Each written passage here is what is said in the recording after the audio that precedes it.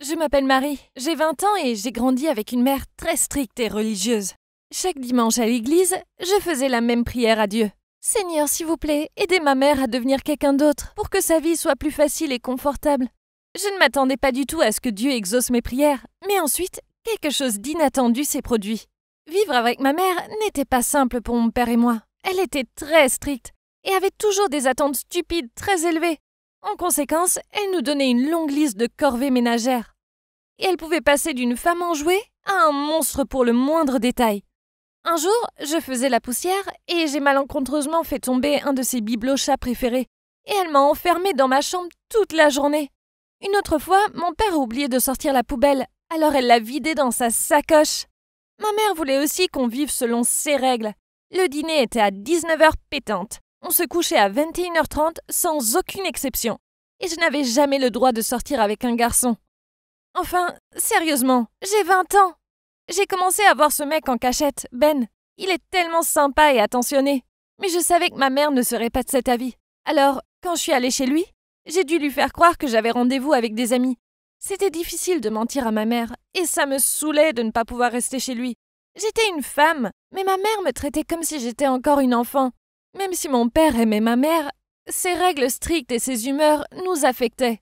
Un jour, j'ai entendu ma mère crier à mon père « Tu n'es qu'un vieil imbécile sans intérêt, et je ne sais pas pourquoi je t'ai épousé !» Je suis entrée dans la cuisine et j'ai vu mon père soupirer profondément en regardant dans le vide.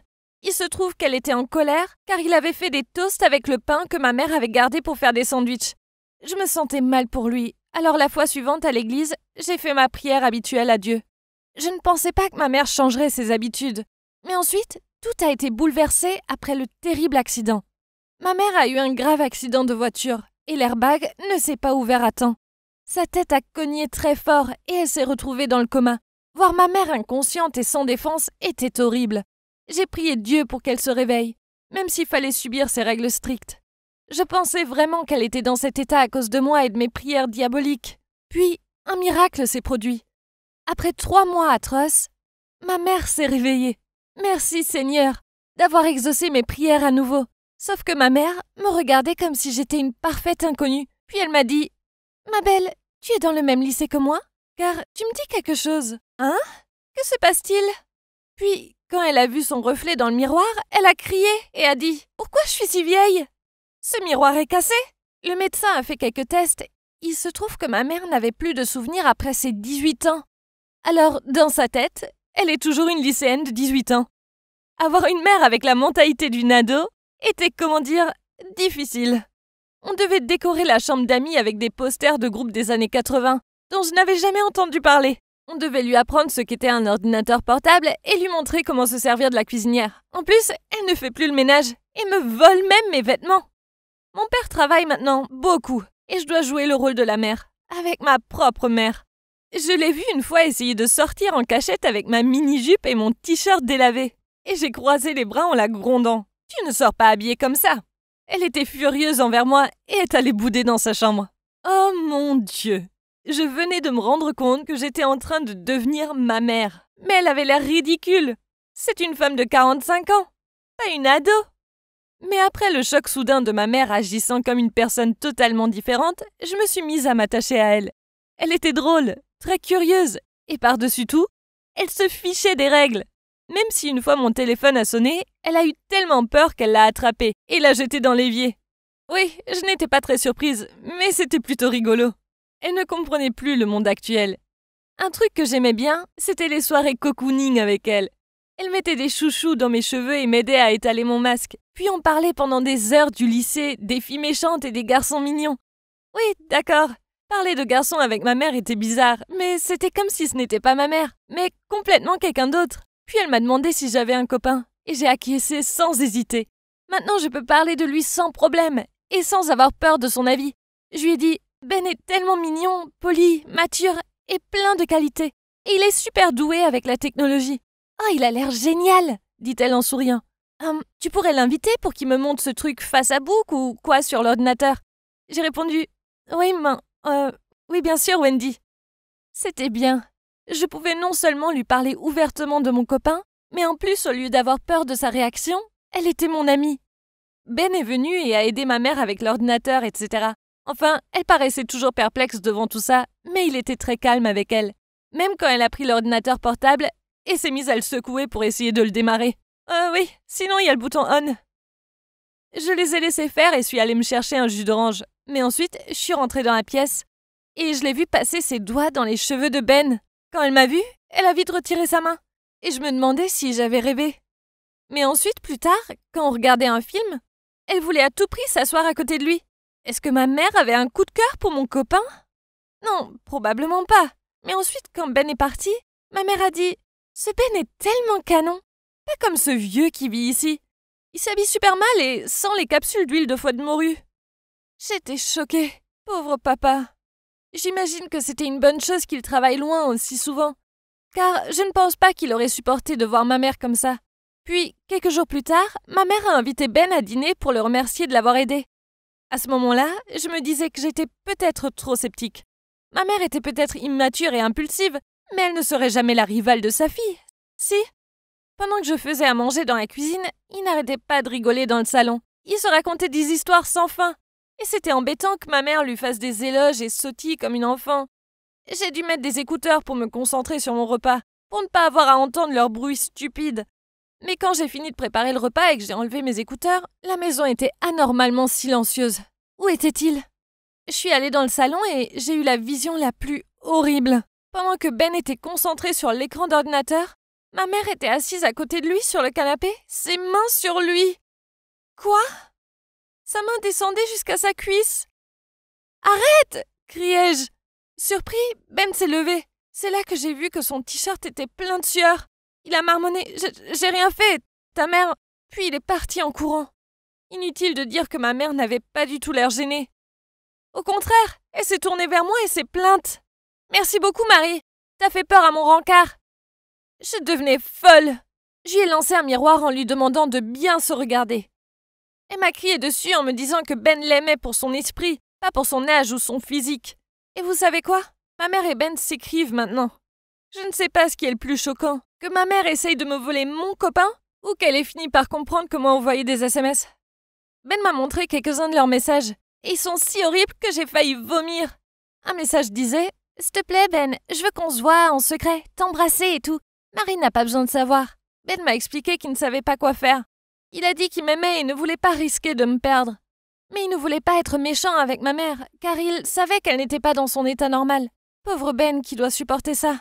À partir de maintenant, je fais en sorte que Ben et ma mère ne se voient plus. Donc, au début, j'avais un copain en cachette, et maintenant, j'ai une mère qui va embrasser mon copain. Ma vie est dingue. S'il vous plaît, Seigneur, je ne reconnais plus ma mère stricte et disciplinée. Et même si c'est difficile de la supporter, elle me manque, et je veux qu'elle revienne.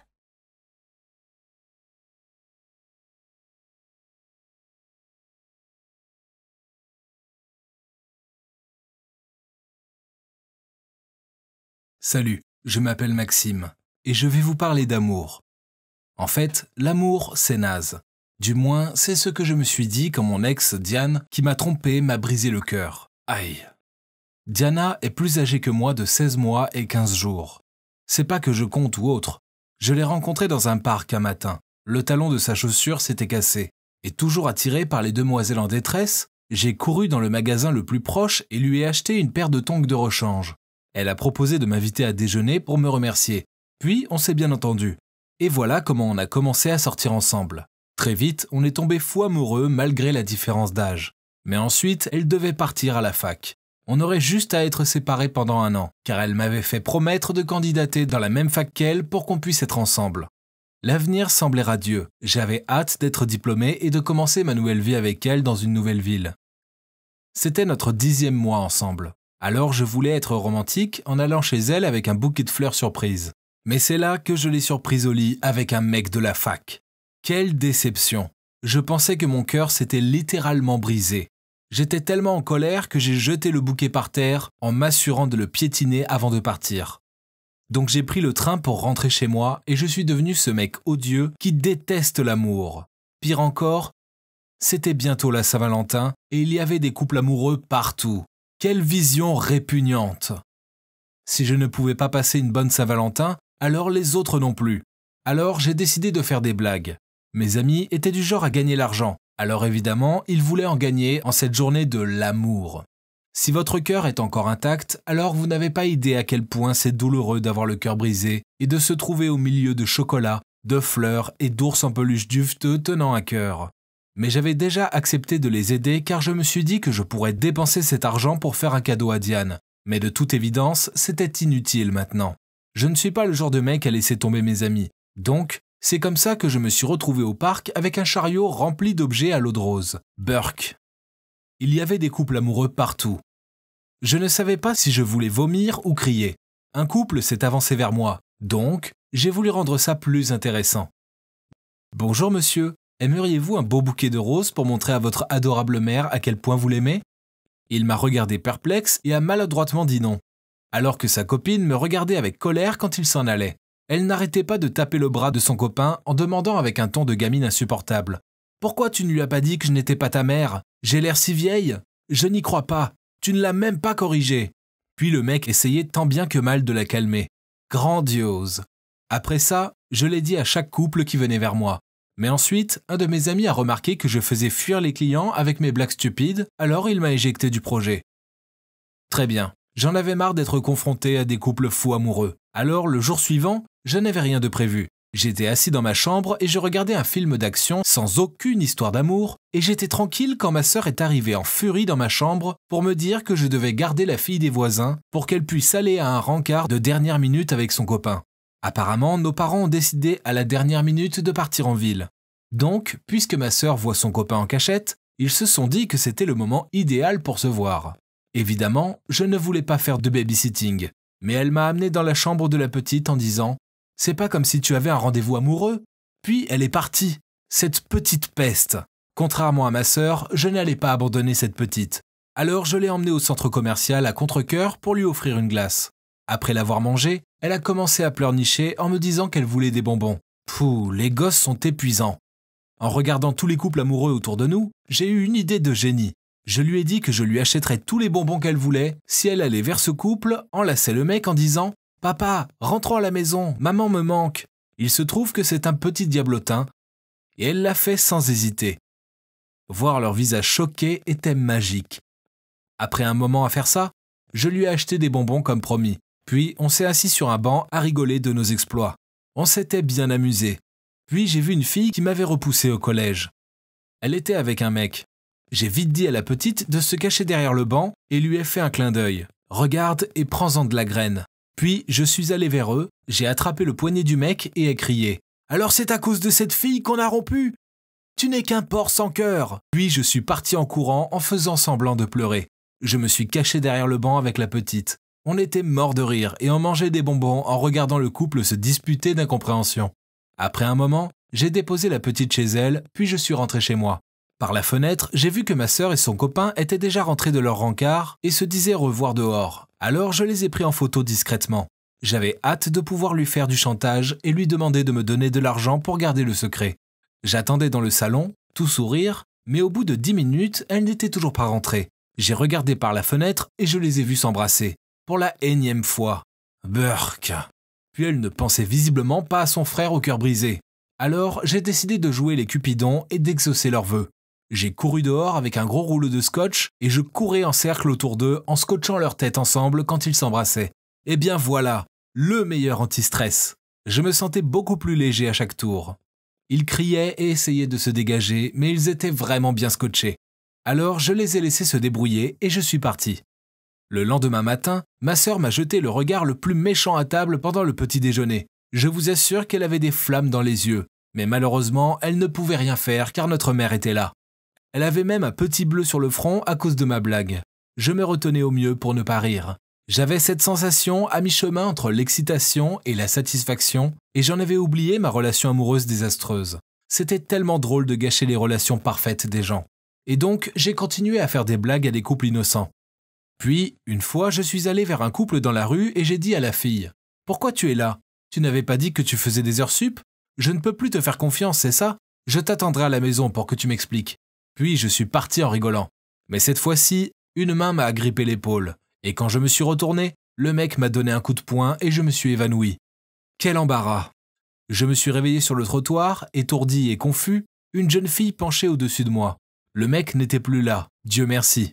La fille semblait soulagée que je me sois réveillé, et elle n'arrêtait pas de me dire que j'avais dû la confondre avec quelqu'un d'autre car elle ne me connaissait pas du tout. J'étais trop gêné donc j'ai acquiescé. Elle a appelé un taxi et m'a aidé à rentrer chez moi. Sur la route, elle s'est excusée du comportement impulsif de son copain et m'a dit qu'ils étaient déjà en train de se disputer. Elle m'a dit son nom, Vanessa. Puis on a échangé nos numéros pour qu'elle prenne de mes nouvelles. Puis, un matin au lycée, je l'ai vue dans le couloir. Il se trouve qu'elle allait à mon lycée mais je ne l'avais jamais vue avant. Elle m'a vu aussi et m'a souri en me faisant coucou. On s'est mis à déjeuner ensemble. Elle me prenait des frites au fromage et me donnait de délicieux cookies qu'elle avait préparés. Elle a dit qu'elle devait se racheter auprès de moi. Sans s'en rendre compte, on est devenus plus proches et soudainement j'ai réalisé que j'étais dingue de cette fille. Mais elle est en couple et avec un abruti. Elle m'a tout raconté sur son copain. Il s'appelle Colin et il va dans un autre lycée. Heureusement. Elle a dit qu'il était adorable mais que parfois il pétait les plombs et qu'une fois il l'avait même frappé. C'est évident que son copain est un imbécile. Mais elle est trop aveuglée par l'amour pour le voir. Je voulais l'emmener et lui montrer que c'est un mec bien.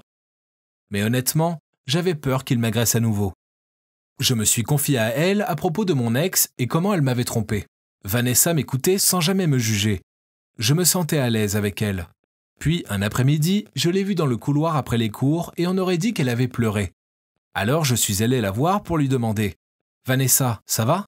Elle s'est forcée à sourire et a répondu « Oui, c'est juste un truc avec mon copain. » C'est là où j'ai décidé que j'en avais assez.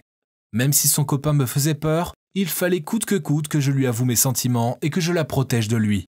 Je lui ai proposé de la ramener chez elle, puis j'avais prévu de lui avouer mes sentiments sur le chemin. Mais malheureusement, elle m'a dit que ce n'était pas la peine, car sa sœur venait la chercher aujourd'hui.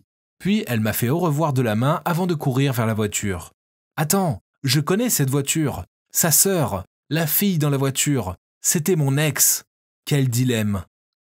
Comment ça peut être possible ? J'avais juré de ne plus jamais revoir mon ex. Je ne pouvais pas supporter l'idée de respirer le même air qu'elle. Mais maintenant, j'avais un coup de cœur pour sa sœur. Au secours ! Pire encore, j'ai dit à Vanessa à quel point je détestais mon ex. Comment pouvais-je lui dire que l'ex en question était sa sœur ? Ah, aidez-moi. C'est tellement dingue et je n'ai aucune idée de comment me sortir de cette situation.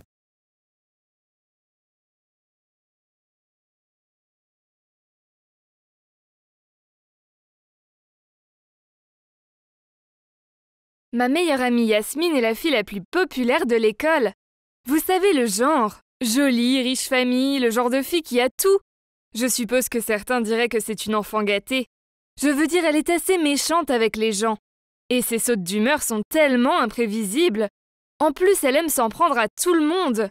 Mais heureusement pour moi, nous sommes amies depuis que nous sommes petites. Donc je savais qu'elle ne me traiterait jamais aussi mal que les autres enfants. Mais elle ne m'a pas vraiment traitée gentiment non plus. En fait, la plupart du temps, je me sentais comme ça bonne.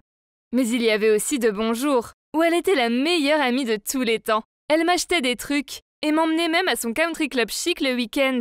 Mais quand elle devient grincheuse, oh mon Dieu, j'en ai payé les frais. Elle me criait dessus, et se plaignait de chaque petite chose que je faisais. Puis elle me donnait des ordres. J'étais comme sa petite balle anti-stress ou quelque chose comme ça. Une fois, elle a réalisé que ses vêtements de sport étaient mouillés. Alors elle m'a fait échanger avec elle pour qu'elle puisse porter mes vêtements secs. On aurait dit que j'avais fait pipi dans mon pantalon et que tout le monde se moquait de moi. Elle ne m'a même pas défendue. C'était comme si elle m'utilisait pour pouvoir briller encore plus. Chaque fois qu'elle sortait avec des garçons, elle me traînait avec elle, mais ne me le faisait pas savoir à l'avance, pour que je me montre négligée, et qu'ainsi elle soit superbe à côté de moi. Il est clair qu'elle ne voulait pas que j'attire l'attention. Un jour, je me suis maquillée, et elle m'a dit que je ressemblais à un clown. Et puis il y a eu la fois où elle voulait sortir avec ce gars, mais il ne voulait sortir avec elle que si elle amenait une amie pour son frère. Alors elle m'a amenée et oh mon Dieu, son frère était tellement bizarre. C'était horrible, mais je pouvais la gérer et comparer aux autres enfants de l'école qui avaient des problèmes bien pires, j'étais bien. Je me sentais mal pour eux et j'aurais aimé pouvoir lui tenir tête et les protéger, mais je n'étais pas assez courageuse. Pour être honnête, ce n'était pas seulement que je n'avais pas le courage de lui tenir tête. C'était aussi parce qu'il y avait beaucoup trop d'avantages à être son amie. Elle a toujours été généreuse et m'a donné tous ses vieux vêtements, même si elle ne les avait portés qu'une seule fois. Elle avait cette jupe super mignonne, mais elle a vu une autre fille la porter et me l'a immédiatement donnée. Elle m'a donné une paire de talons hauts toute neuve, qui selon elle lui faisait paraître les jambes grosses. Honnêtement, la plupart de mes jolis vêtements et chaussures venaient d'elle. Et elle me ramenait toujours des cadeaux des vacances de luxe de sa famille. Mais malgré tout cela, je ne pouvais pas ignorer la légère rancune que je ressentais à son égard. Et d'accord, il y a une raison plus importante, pour laquelle je supporte la façon dont elle m'a traité injustement. Vous voyez, Yasmine a un frère jumeau qui s'appelle Louis. Et j'ai eu un gros béguin pour lui. Sortir avec Yasmine signifiait que je devais voir Louis plus souvent. Comparé à sa sœur, Louis était si froid. Mais parfois il était assez froid, même un peu mystérieux. C'est pour ça qu'ils ne s'entendaient pas vraiment. Yasmine disait toujours des choses méchantes à son sujet dans son dos, des choses comme le fait qu'il était si lamentable et un tel grand-père. Mais une fois, j'ai presque tout gâché en traînant chez eux. Louis était en train de se détendre et de jouer de la guitare tout seul sur le patio. Alors j'ai fait semblant de me promener et je l'ai approché et complimenté. Mais Yasmine m'a vue en regardant de la cuisine. Après, elle m'a attrapée et m'a dit « Hé, qu'est-ce que c'était?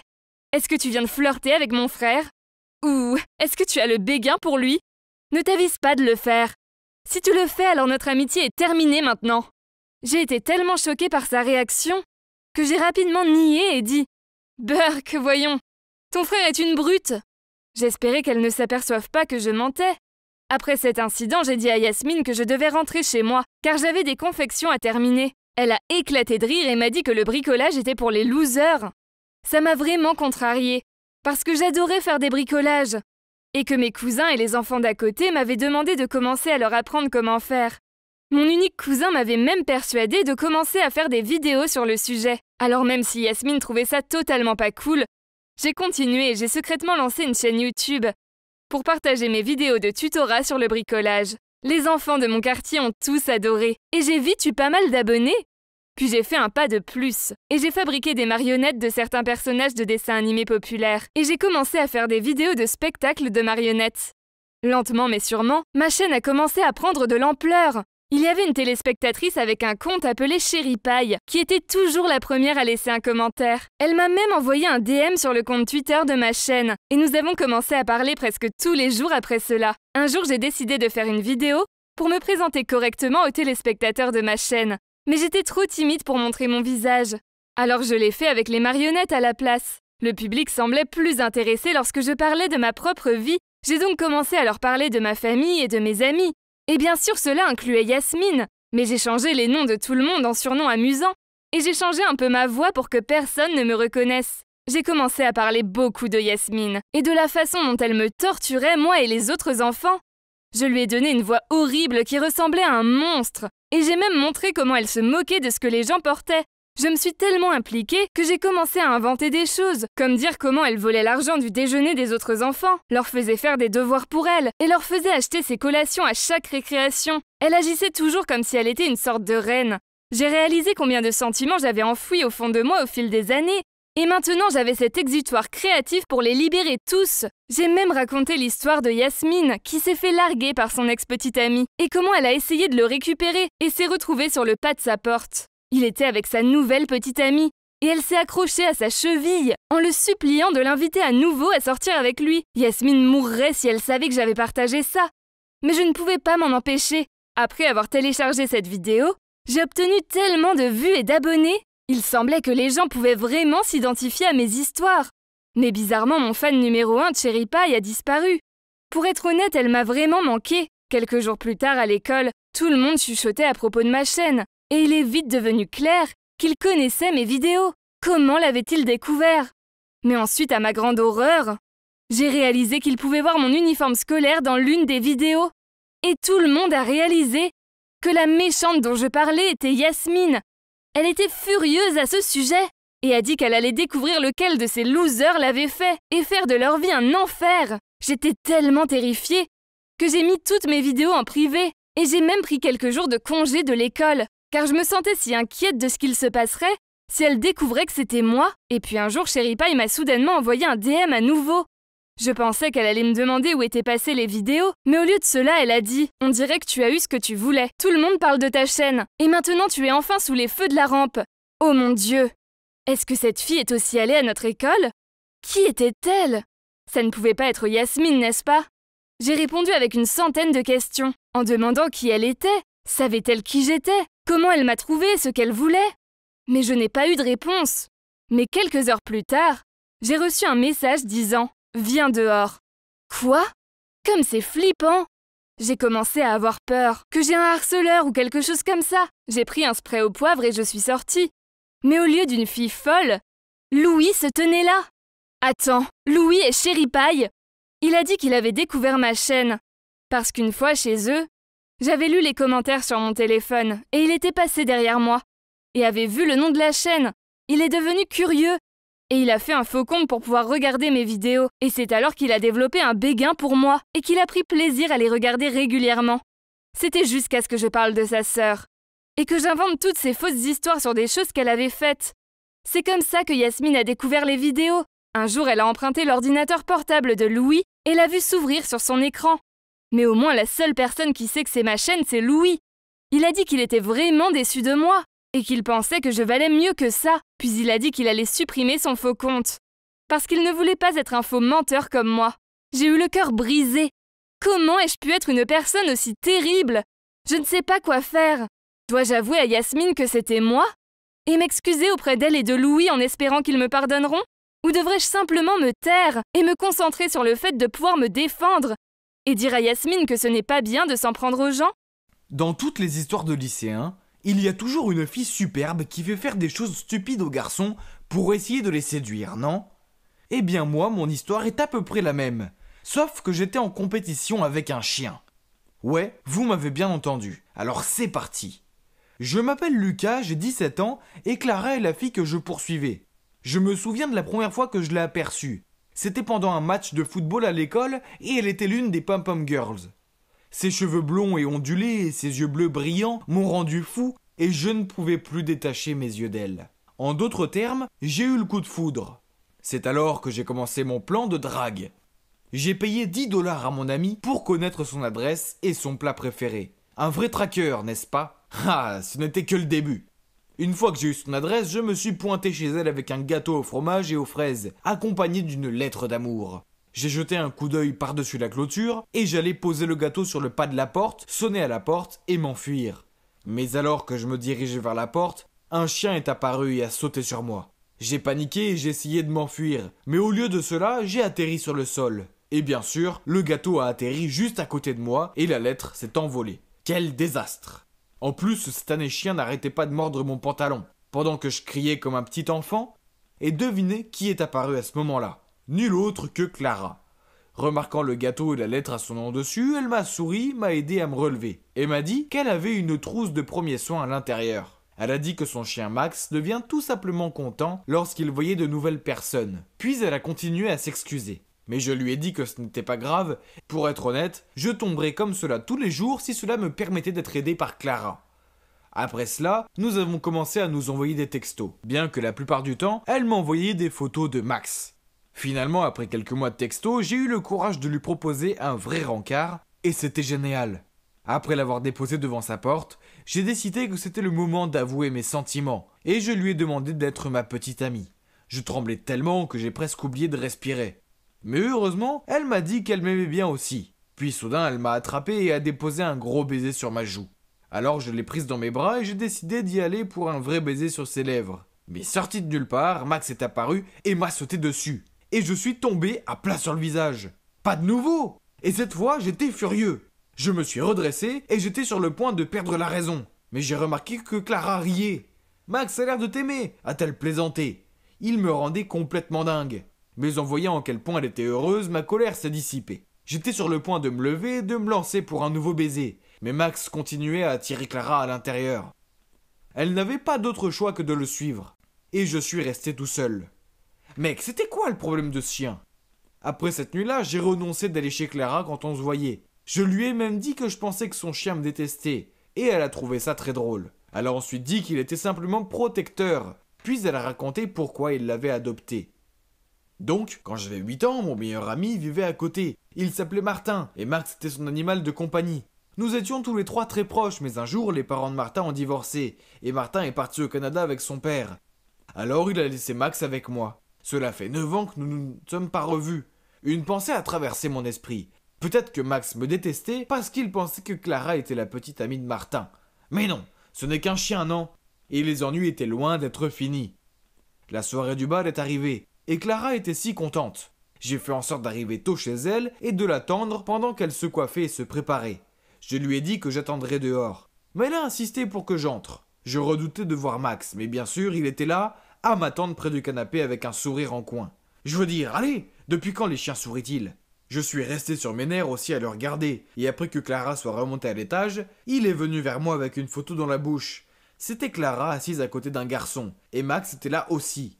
De toute évidence, c'était Martin sur la photo, et ils avaient l'air si heureux ensemble. Pourquoi Max me montrait-il ça ? J'ai regardé Max droit dans les yeux et lui ai dit « Écoute Max, Martin et Clara ne sont pas ensemble.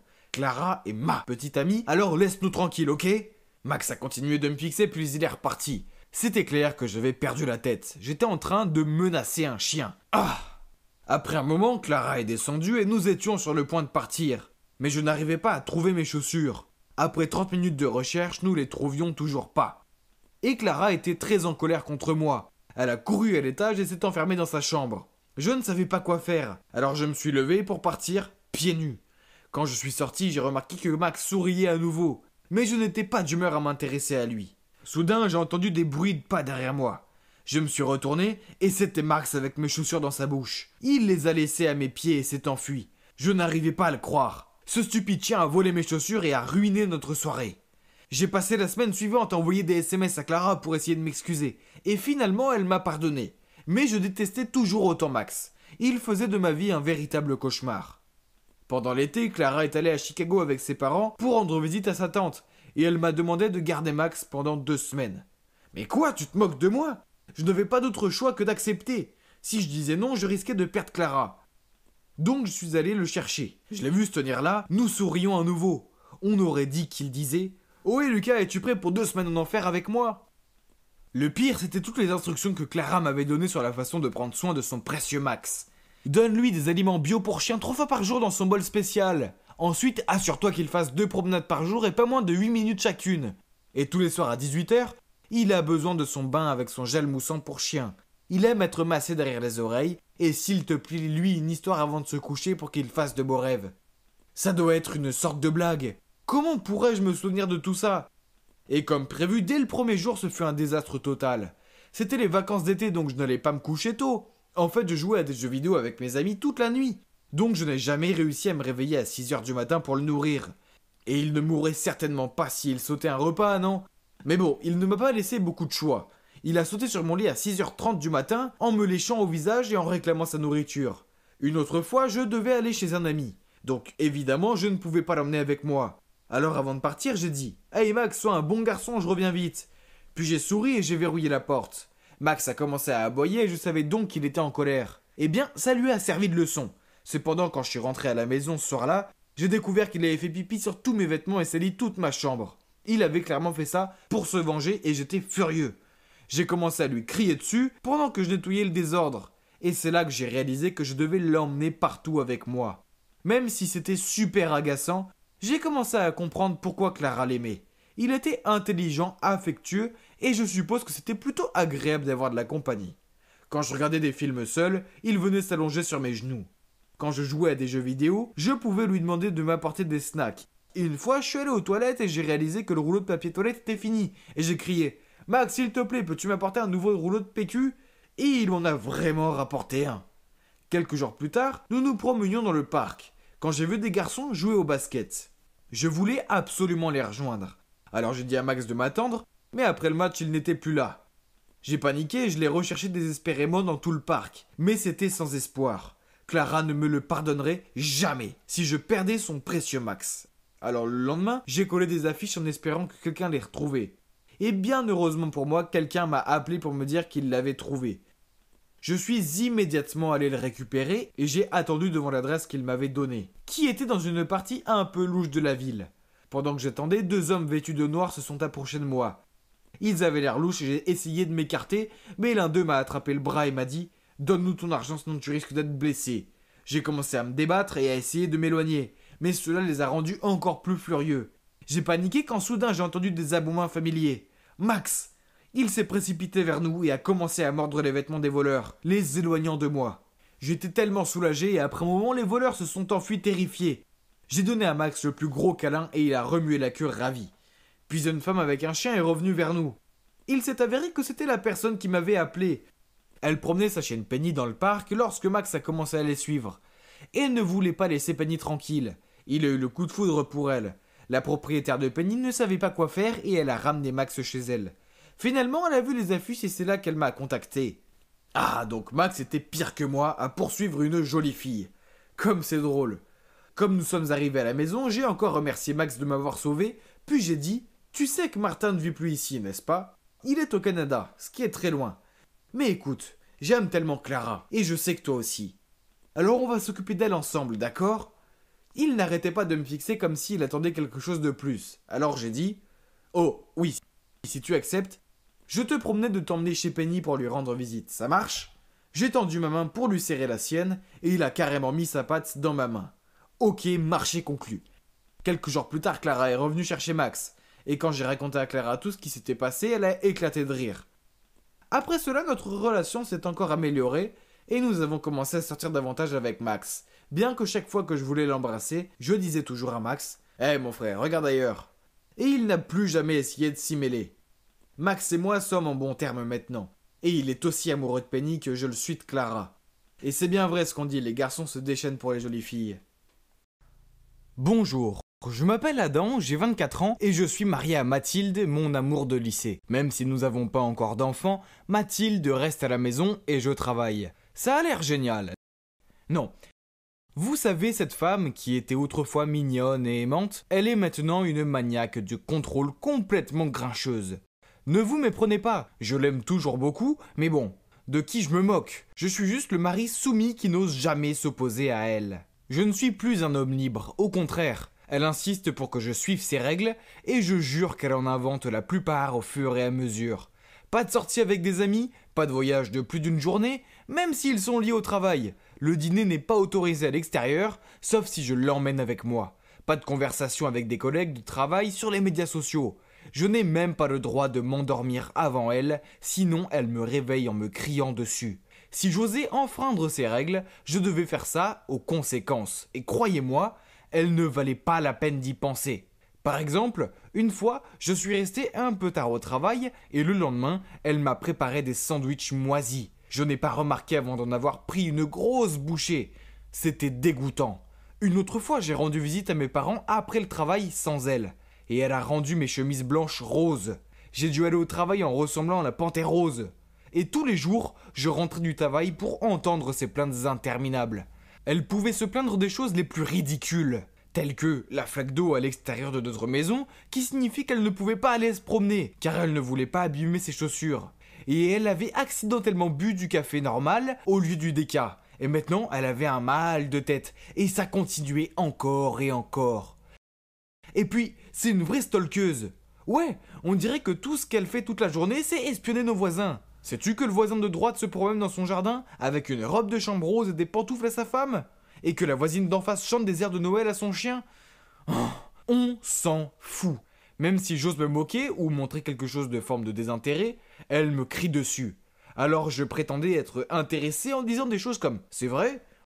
Oh, c'est bien. Continue s'il te plaît. » Le harcèlement ne s'arrêtait pas non plus lorsque j'étais au travail, car elle m'envoyait constamment des SMS me demandant de rentrer plus tôt à la maison pour réparer l'ampoule, le robinet ou tout autre objet qu'elle avait réussi à casser. Bon sang, pourquoi y avait-il tant de choses cassées ces derniers temps? Faisait-elle exprès de les abîmer pour que je me précipite à la maison, après le travail, pour les réparer? Non, ça ne peut pas être possible, pas vrai? Une fois pendant le travail, elle m'a envoyé un message disant que la machine à laver fuyait de partout et m'a demandé d'appeler un réparateur. Je ne comprenais pas pourquoi elle ne pouvait pas en appeler un elle-même, puisque j'étais au travail. Quoi qu'il en soit, j'ai oublié de le faire. Alors elle a appelé sur mon numéro professionnel et a exigé que je rentre chez moi immédiatement. Le problème, c'est que c'est mon collègue de travail qui a répondu au téléphone. Le pauvre gars a dû tenir le téléphone loin de lui car elle criait si fort. « Tu l'as cassé, rentre chez toi et répare-la immédiatement !» J'ai pris le téléphone de mon collègue et j'ai répondu « En quoi c'est ma faute ?» Elle a répondu « Eh bien parce que tu portes 3 tenues en une journée et moi seulement une. Donc c'est toi qui l'as cassée, pas moi. Alors viens la réparer. » Oui, mais je n'ai pas vu la logique dans son argumentaire. Je ne savais plus qui elle était, ni où était passée la belle Mathilde d'autrefois.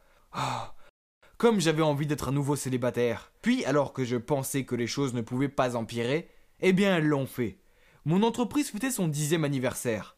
Mon patron a donc organisé une fête et a invité tous les collaborateurs et leurs familles. Oh non, la dernière chose dont j'avais besoin était que ma femme qui me contrôlait m'embarrasse. Mais Mathilde a vérifié mes mails et a découvert la fête. Elle a immédiatement répété sa règle. Le dîner n'est pas autorisé à l'extérieur, sauf si tu m'emmènes avec toi. J'ai forcé un sourire et fait semblant d'être content qu'elle se joigne à moi. J'espère que rien ne se passera. Nous étions à la fête depuis 5 minutes et je souriais poliment à ma collègue. Quand Mathilde est devenue rouge de colère, a renversé son vin sur la robe de cette femme et a dit « oups » et est partie.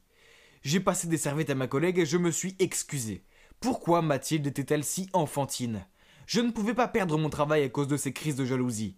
Puis je l'ai trouvée en train de parler à mon patron. En fait, elle lui criait dessus parce que je faisais trop souvent des heures supplémentaires. Mais quoi? Mon patron était furieux. Maintenant, j'étais sûr que j'allais finir par être licencié. Mais Dieu merci, grâce à un miracle et à beaucoup de supplications auprès de mon patron, je n'ai pas perdu mon emploi. Je me sentais si mal à propos de tout ça. Alors, pendant une de mes pauses déjeuner, j'ai appelé mon ami Martin. Je le connaissais depuis des années. En fait, à l'époque de l'école, il avait le béguin pour Mathilde.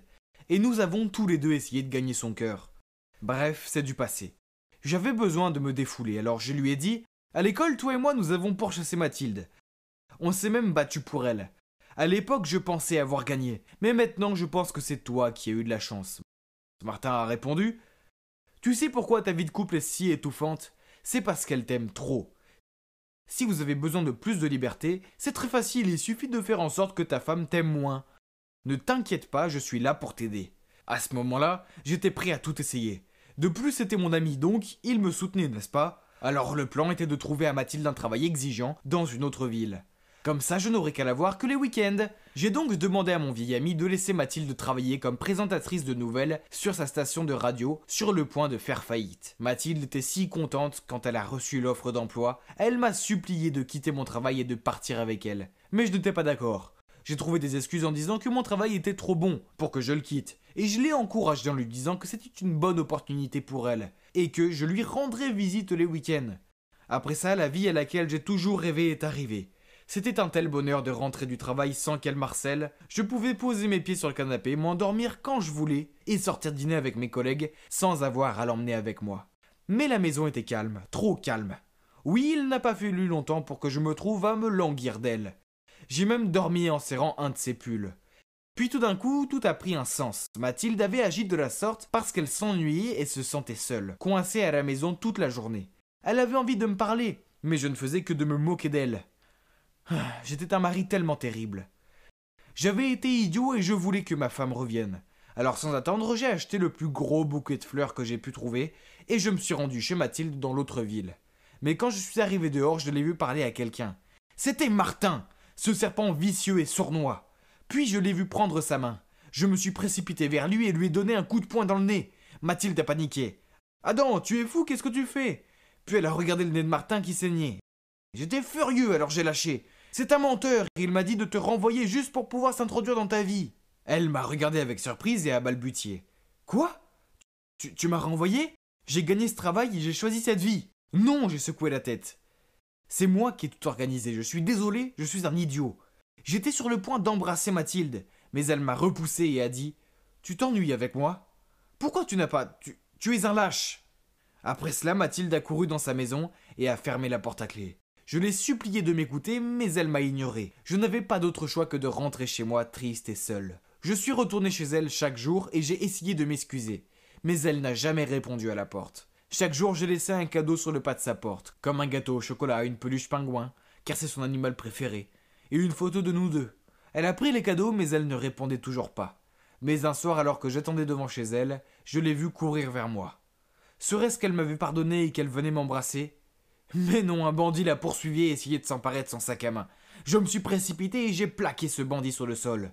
Elle avait tellement l'air soulagée que je sois là pour la sauver, qu'elle m'a serré dans ses bras. Après cela, elle m'a pardonné et elle est retournée chez elle. J'ai définitivement appris ma leçon maintenant. Je devrais toujours apprécier le bonheur que j'ai eu au lieu de la prendre pour acquis. Mais je suppose que je vais devoir vivre sur le fil du rasoir pour le reste de ma vie, de peur qu'un jour Mathilde découvre le grand secret que je garde. Eh oui, c'est moi qui ai engagé ce bandit. Surprise ! Ce secret devra m'accompagner dans la tombe. Ou Mathilde m'enverra elle-même 6 pieds sous terre. Ou je ne sais pas. En bref, souhaitez-moi bonne chance, les gars. Les gars, je veux vous parler de mon été le plus mémorable. Cela implique une maison sans parents, la fille de mes rêves, et l'énorme secret de mon petit frère Gabriel. En fait, Gabriel ne veut pas que je vous en parle. Mais cette histoire est trop drôle pour la garder pour nous. Alors restez à l'écoute. Laissez-moi vous raconter ce qui s'est passé.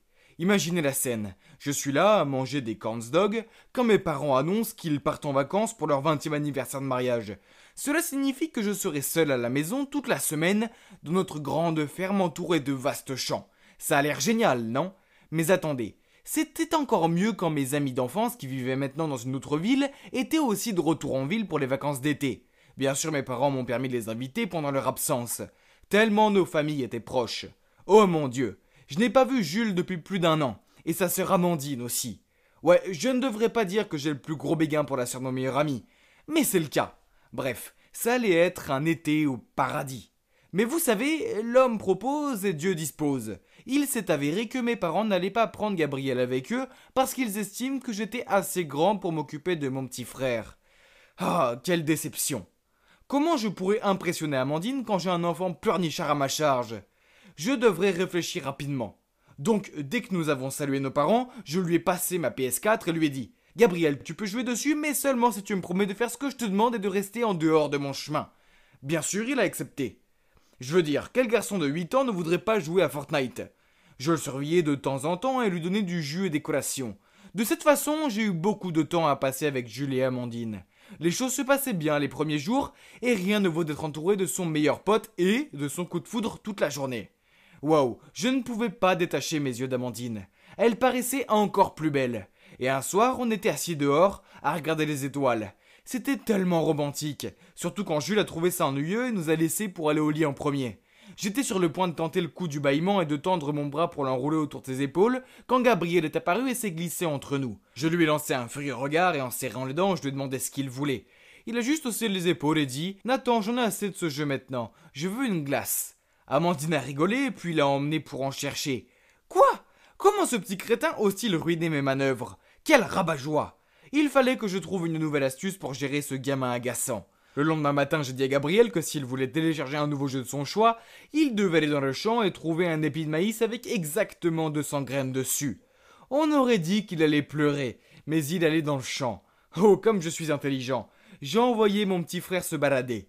Je m'attendais à ce qu'il abandonne au bout de quelques heures, mais non. Il a cherché toute la journée. Il a même réussi à entraîner Jules pour l'aider. Au final, il a quand même dû revenir les mains vides. Quoi qu'il en soit, je dois remercier mon stupide frère de m'avoir permis de passer un si bon après-midi avec Amandine. Cette nuit-là, on s'est assis tous ensemble dans le salon et on a raconté des histoires de fantômes effrayantes. J'espérais qu'Amandine flipperait tellement qu'elle se blottirait contre moi pour se protéger. Alors je leur ai parlé de la maison vide en haut de la route, qui était aussi la propriété de notre famille. Mes grands-parents y vivaient, mais elle était abandonnée depuis plus de 40 ans. Il y avait beaucoup de rumeurs sur le fait qu'elle était hantée. Un fermier a dit qu'il avait vu une femme fantôme près de la fenêtre, mais qu'elle s'était volatilisée. Et quelques d'autres ont affirmé avoir vu une silhouette effrayante sortir de la maison et les poursuivre. Amandine a gloussé puis a dit « Oh effrayant, on devrait aller voir. » Quoi? Ce n'était pas ce que j'avais en tête. En fait, elle ne semblait pas du tout effrayée. Je ne voulais pas y aller. C'était vieux et effrayant, et rien que d'y penser me donne la chair de poule. Heureusement pour moi, Gabriel nous a fortement découragés en disant qu'il avait entendu quelqu'un pleurer dans cette maison, et nos parents ne nous ont pas permis d'y aller. Et puis, venu de nulle part, j'ai senti un vent glacial souffler sur moi en sifflant, ce qui a fait dresser les cheveux sur ma tête. Et boum! Les lumières se sont éteintes, laissant passer la pièce entière dans l'obscurité. Tout le monde était confus. Que diable se passait-il? Je ne voulais pas mourir maintenant, pas tant que je n'avais pas encore fait part de mes sentiments à mon béguin. J'étais perdu dans mes pensées terrifiantes quand la lumière est revenue. Et tout le monde a immédiatement éclaté de rire. Oh mon Dieu! Je me suis retrouvé assis sur les genoux d'Amandine, la tête entre les mains. Il s'est avéré que c'était mon vilain petit frère qui avait éteint la lumière pour faire une farce. Quelle humiliation! Au moins Amandine a changé d'avis sur sa volonté de visiter la maison hantée. Mais les jours suivants, des choses bizarres ont commencé à se produire. Je suis allé chercher un truc à grignoter dans mon butin secret sous mon lit, mais qu'est-ce que c'est? Toutes les barres sneakers avaient disparu. Ça ne pouvait pas être Gabriel puisqu'il détestait les sneakers, n'est-ce pas? Ensuite, alors qu'on regardait un film, Amandine a commencé à trembler. Alors, étant le gars génial que je suis allé la chercher une couverture pour elle, mais eux? Toutes les couvertures avaient disparu.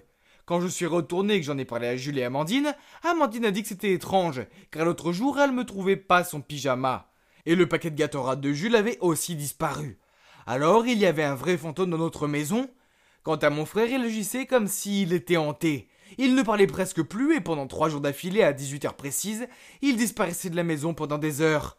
C'était vraiment étrange, je veux dire. C'est le créneau horaire de son émission préférée. Il ne manquerait jamais Adventure Time sans une bonne raison. Pour moi, c'est génial que Gabriel ne soit pas là.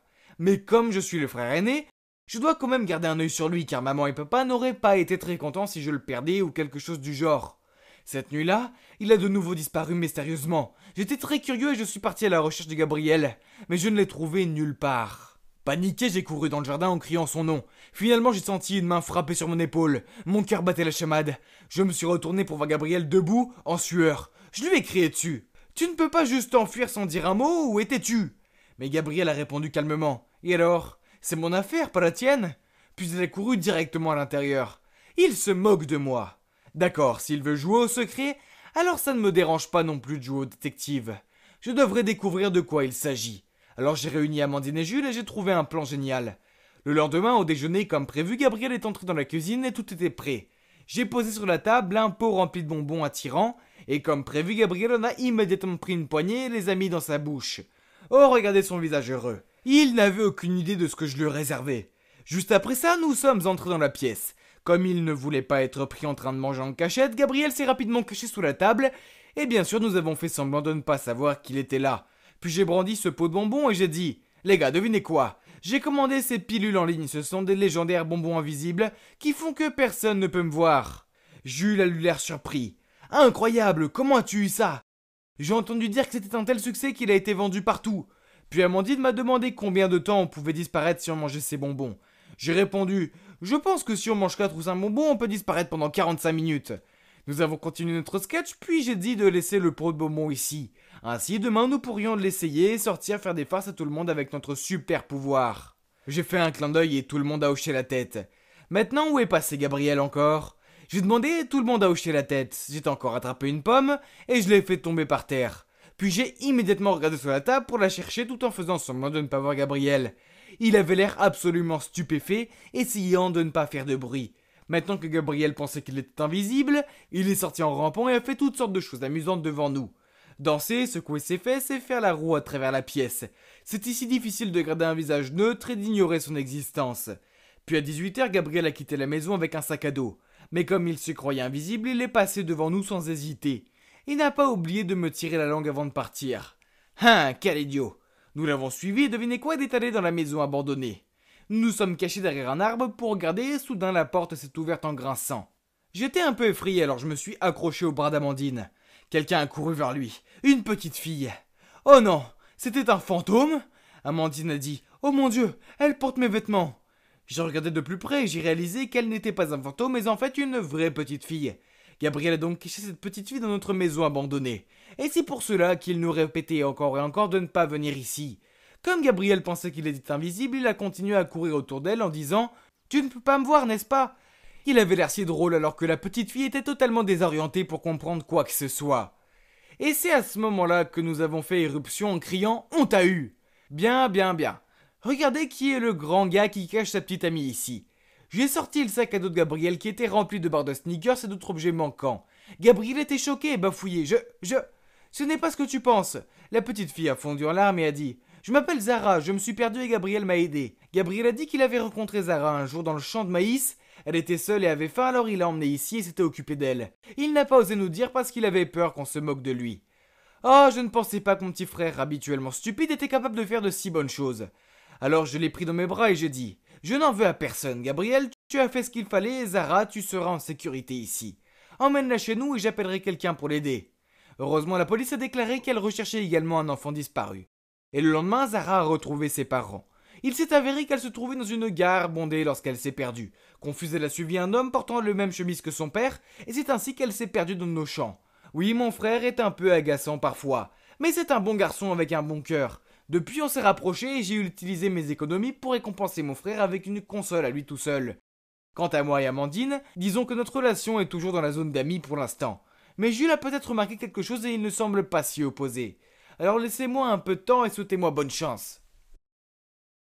Je pensais qu'être belle signifiait que je naviguerais à travers les écueils de la vie et que j'obtiendrais toujours ce que je voulais. Oui, ça semble stupide. Mais au lycée, la vie était tellement plus facile grâce à mon apparence. Il suffisait d'un battement de cils pour que les intellos fassent mes devoirs à ma place. Et les filles m'invitaient à leur fête parce qu'elles savaient que si j'y allais, les beaux garçons viendraient aussi. C'était sympa d'avoir l'attention d'autres garçons, mais je n'étais intéressée que par mon petit ami, Mathieu. Il était en terminale et il était parfait. Il était tellement beau, super intelligent et c'était un pro du sport. Il y avait un tout petit problème. J'étais nulle dans les études. C'était tellement ennuyeux. Mais pour être honnête, cela n'avait pas d'importance de toute façon, puisque j'étais belle. Et vous savez, être belle était suffisant. En outre, j'avais une passion. J'adorais chanter et composer de la musique. Je ne les publie pas ou quoi que ce soit, mais je ne vais pas mentir, elles étaient assez captivantes. On a passé un long été ensemble, avant que Mathieu ne parte à l'université. J'ai donc décidé de le surprendre avec une chanson d'amour que j'avais écrite pour lui. Je suis allée chez lui avec ma guitare, prête à lui la jouer, mais avant que je ne commence, il a dit « Marine, je veux rompre. » Quoi ? Pourquoi ? J'ai bafouillé. J'ai rencontré quelqu'un d'autre. Elle n'est pas aussi belle que toi, mais elle est plus intelligente.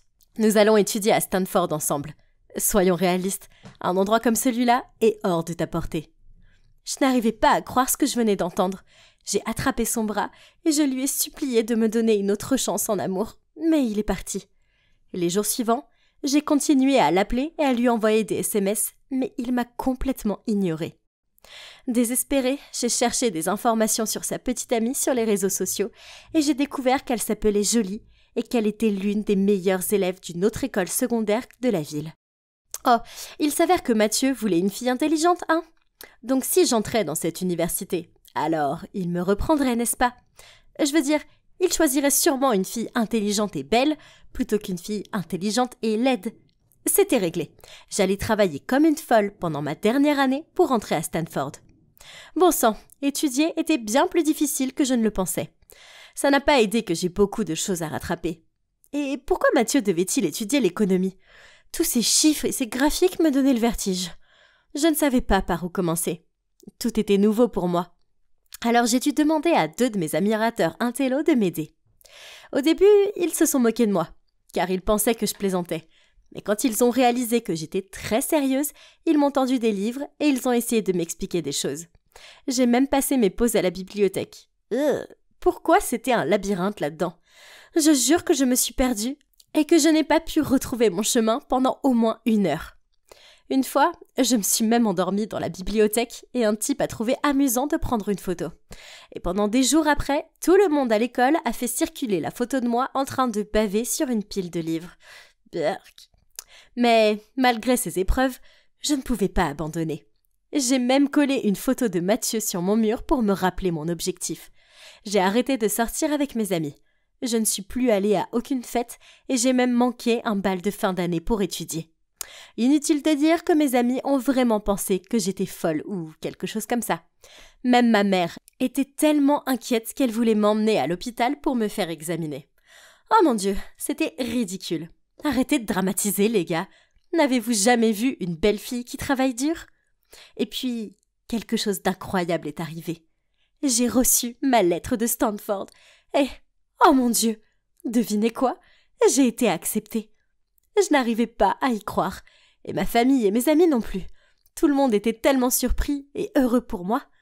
Pour être honnête, abandonner la musique était dommage, mais étudier la musique ne m'aurait pas aidé à retrouver Mathieu.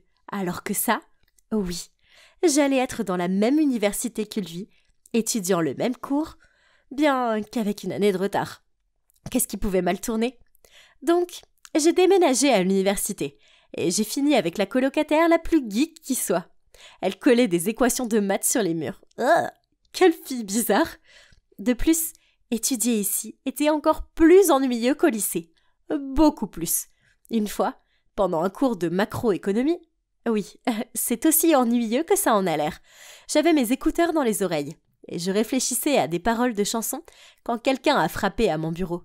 Comment ose-t-il interrompre mon flux créatif ? Alors j'ai lâché 1 seconde, j'écris, alors que mes yeux étaient toujours sur mon cahier. J'ai alors levé les yeux pour voir le professeur Bentley qui se tenait là. Il a pris mon cahier, a vu mes paroles, puis il a dit « Sortez tout de suite et ne revenez jamais !» De toute façon, j'en avais marre de ce cours qui m'endormait. Sérieusement, regarder de la peinture séchée aurait été plus amusant. Je suis partie en trombe, en me plaignant à moi-même de la façon dont je détestais ce cours nul. Puis, quand j'ai tourné au coin de la rue et que j'ai vu Mathieu tenant la main de son affreuse petite amie. Pourquoi maintenant ? Mathieu m'a regardé comme s'il avait vu un fantôme. Puis il a demandé « Marine, que fais-tu ici ?» J'ai forcé un sourire, mais avant que je puisse dire quoi que ce soit, sa petite amie a pris la parole. « Oh, tu es Marine, l'infâme harceleuse de mon petit ami. Laisse-moi deviner, le professeur Bentley t'a viré. Normal, il est allergique aux filles sans cervelle. » Puis, elle a traîné Mathieu à l'écart. Comment osait-elle se moquer de moi ? J'étais bien trop belle pour que des gens comme elle me parlent comme ça. J'allais lui montrer que j'allais bientôt regagner mon homme. Je suis retournée dans ma chambre et j'ai listé quelques idées. Je pourrais lui acheter un cadeau ? Non, trop évident. Ou je pourrais le taguer sur des photos de nous deux ? Non, trop désespéré. Je sais, je devrais m'en tenir à ce que je sais faire. Dans mon cas, c'est la musique. D'ailleurs, à quel point ce serait romantique de lui chanter une chanson d'amour. Il ne pourrait pas résister. Quelques jours plus tard, j'ai sorti ma guitare dans la cour. Une foule a commencé à se rassembler autour de moi. Alors j'ai dit « J'ai écrit cette chanson pour mon ex, Mathieu. Je voulais juste te dire que je t'aime tellement. Veux-tu redevenir mon petit ami ?» Tout le monde autour de moi a applaudi. Et ça m'a rendue encore plus enthousiaste et j'ai commencé à chanter. Après avoir terminé ma chanson, Mathieu et Jolie sont apparus. Il avait l'air gêné. Et elle avait l'air tellement en colère que j'ai cru que de la vapeur allait sortir de ses oreilles. Mais peu importe, je ne me suis pas souciée d'elle. Je me suis approchée d'eux, puis j'ai touché son épaule. « Chérie, j'ai travaillé si dur pour entrer dans la même université que toi. Maintenant, tu vas revenir avec moi ?» Et à ma grande surprise, il a dit avec colère « Marine, s'il te plaît, arrête. C'est terminé entre nous. Tu es folle, tout ceci est fou. Maintenant, s'il te plaît, laisse-moi tranquille. » Je suis restée bouche bée pendant qu'il prenait la main de Jolie et qu'il partait. J'entendais la foule chuchoter à mon sujet. J'avais l'impression que mon monde s'écroulait. Je me morfondais sur mon lit en rêvant à des jours heureux avec Mathieu, quand ma colocataire a jeté son téléphone sur mon lit et a dit « Tu devrais voir ça. » Je l'ai regardé. Quoi ? C'était moi. Quelqu'un avait filmé ma tentative ratée de sérénade et c'était devenu viral. Mais la majorité des commentaires étaient super encourageants, disant que j'avais une voix géniale. Après ça, tout le monde à l'université connaissait mon nom. D'accord, toute cette attention m'a fait du bien. À la demande générale, j'ai fini par sortir ma chanson. Même le conseil des étudiants de l'université m'a invité à participer à un spectacle lors de la célébration de l'école. Ma vie à l'université s'est tout simplement améliorée, car je faisais ce que j'aimais et je m'étais fait de nouveaux amis. J'étais loin d'être extatique car je détestais mes cours et je n'avais toujours pas reconquéri Mathieu. Un soir, alors que je m'étirais sur le canapé en pensant à Mathieu, un texto est arrivé. Il provenait d'un numéro étrange. Il me disait de me dépêcher d'aller à la cour du dortoir car il y avait quelque chose qui n'allait pas avec Mathieu. Il y avait une énorme foule réunie là-bas. Oh non, ça doit être sérieux. Frénétique, j'ai traversé la foule et c'est alors que j'ai vu Mathieu debout, me tournant le dos au milieu de bougies en forme de cœur. Il avait dû m'envoyer le message. J'ai marché vers lui en tremblant et j'ai doucement appelé son nom. Il s'est retourné, s'est mis sur un genou, mais son visage était toujours fixé au sol. Puis à ma grande surprise, il a dit « Je t'aime vraiment et je veux faire partie de ta vie. Veux-tu m'épouser, Jolie ?» Attends, quoi ? Jolie ? J'ai crié. Il a levé les yeux vers moi et il a bruyamment dit « Marine ? Qu'est-ce que tu fais ici ?»« Qu'est-ce qui se passe ?» J'ai regardé en arrière et c'est alors que j'ai vu que certains de leurs amis se tenaient derrière moi avec des photos affreuses de Mathieu et Jolie et aussi des bannières disant « Veux-tu m'épouser, Jolie ?» Ok, donc ce n'était clairement pas pour moi. Soudain, Jolie est apparue et d'une voix moqueuse a dit « D'abord, tu harcèles mon petit ami et maintenant tu gâches notre demande en mariage. Redescends sur terre, il ne veut pas de toi. » Avant que je puisse dire quoi que ce soit, Mathieu m'a crié dessus. « Oh Marine, arrête, je t'en prie, je t'en supplie. Arrête d'être aussi obsédée, ça me rend malade. Je ne t'aime plus et je ne voudrais jamais te reprendre. » Je suis restée là totalement mortifiée. J'ai entendu la foule se moquer de moi et prendre des photos. Je me suis rapidement enfuie en courant, les larmes aux yeux. Avec colère, j'ai rappelé le numéro de téléphone qui m'avait envoyé le message, mais il était bloqué. Ça devait être une blague de mauvais goût. Une semaine plus tard, mon téléphone a sonné. Quoi ? C'était de Mathieu. J'ai rapidement ouvert le message. « Salut Marine. Écoute, j'ai découvert que Jolie t'a envoyé ce message pour te rencontrer dans la cour. Mon amie lui a glissé un mot à propos de la demande en mariage, alors elle a fait cette farce pour t'embarrasser. Ton comportement l'a rendue très peu sûre d'elle. Et bien que ce soit mal, c'est toi qui l'as entraînée. S'il te plaît, passe à autre chose et trouve le bonheur, car tu n'es pas comme ça. Tes actions t'ont rendue laide et tu t'es perdue. » J'ai fondu en larmes parce que je savais qu'il avait raison.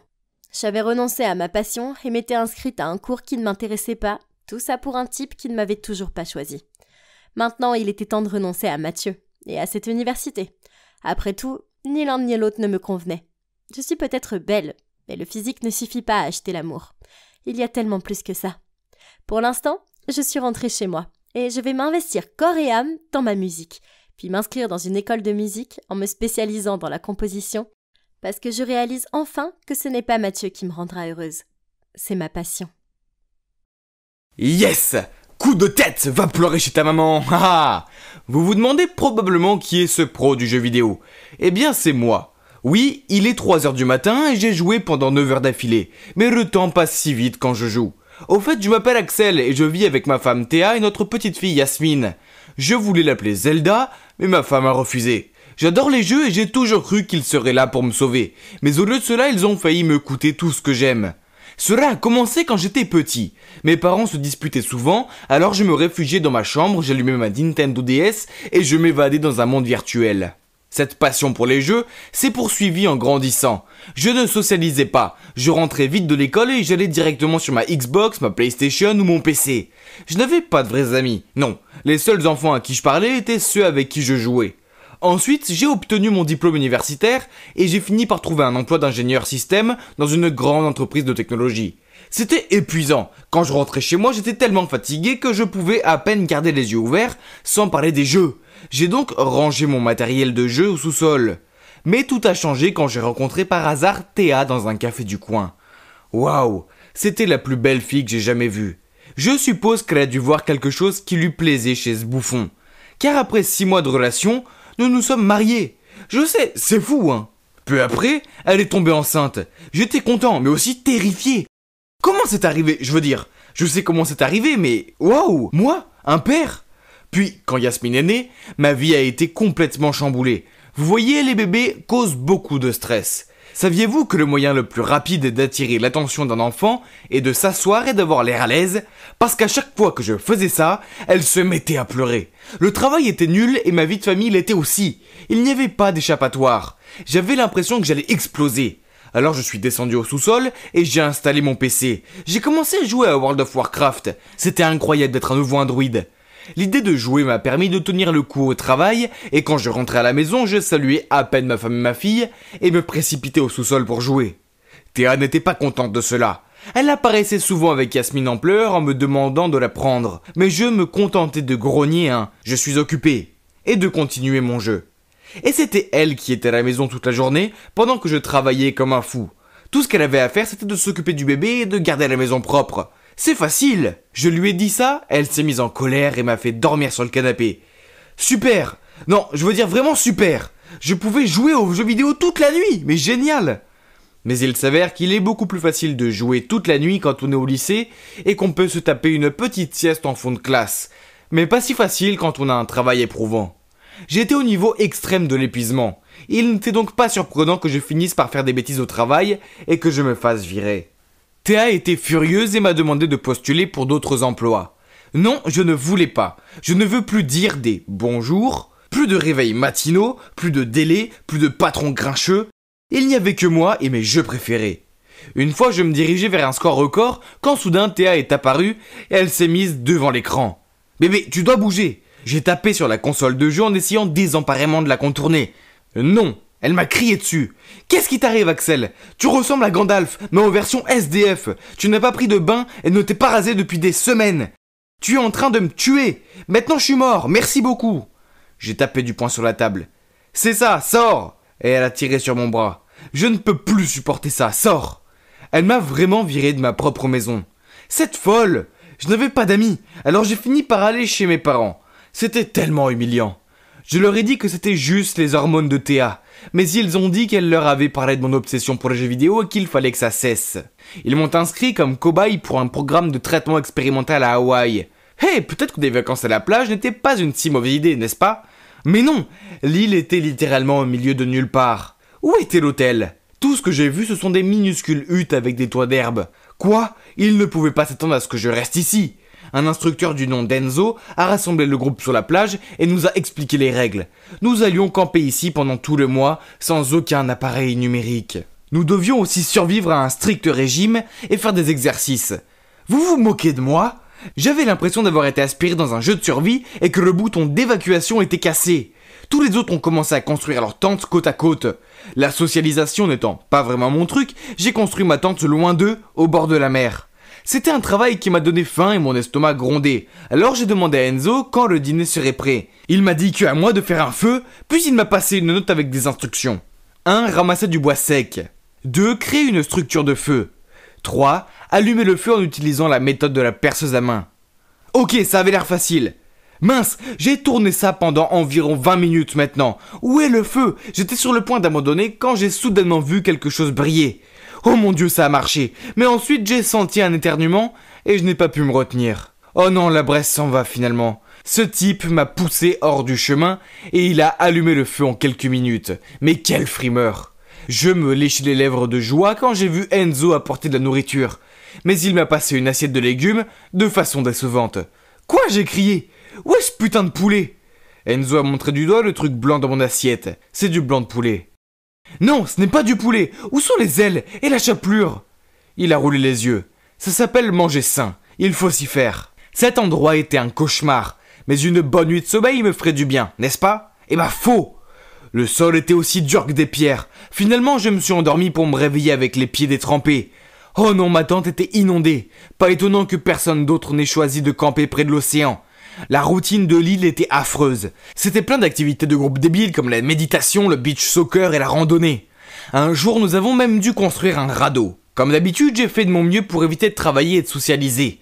Mais il n'y avait aucune chance qu'il me laisse tranquille. Alors j'ai participé à contre-cœur.